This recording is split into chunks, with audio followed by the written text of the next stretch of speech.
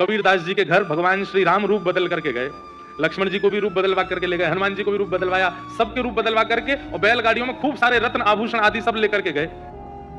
नगर में जाके बोले भैया कबीरदास कहाँ? बोले कौन कबीरदास? हम नहीं जानते। सब गांव के लोग बोले अरे वो कबीरदास कहाँ है? बोले हम नहीं जानते।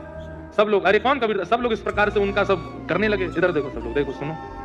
लेकिन लोग बाग बोले यार ये कबीर के बारे में जानते सब थे, लेकिन सब मना कर रहे हैं हम नहीं जानते।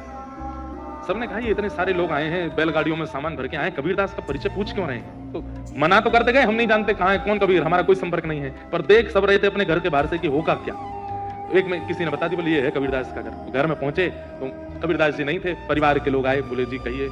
बोले हम कबीरदास जी से बहुत सारा हमने वस्त्र आदि वो बुनते हैं, तो कई सारे हमने वस्त्र लिए, उनके वस्त्र का जो वेतन होता है ना वो देने के लिए आए।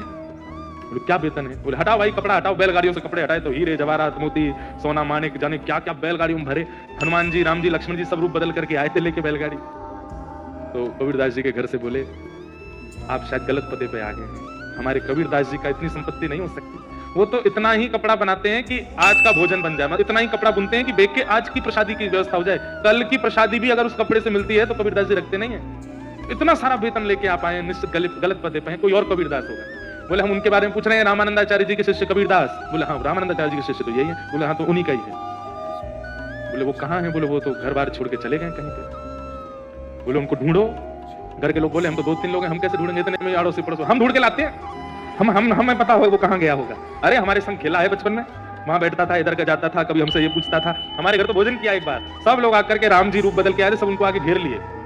अरे कबीरदास जी तो एक बार मेरे साथ छत पे सोए थे, मेरे साथ वहां किया था, ये किया था। राम जी बोला अभी तो तुम मना कर रहे थे कि तुम जानते ही नहीं हो। अरे मुझे लगा कोई और कबीरदास हो, ये तो हमारा लंगोटिया यार, हम जाते ढूंढ के लाते। तो जब संपत्ति दिखती है ना लोगों को, संपत्ति दिखे, नाम दिखे, ऐश्वर्य दिखे, वैभव दिखे, तो गैर भी अपना संबंध निकाल लेते हैं।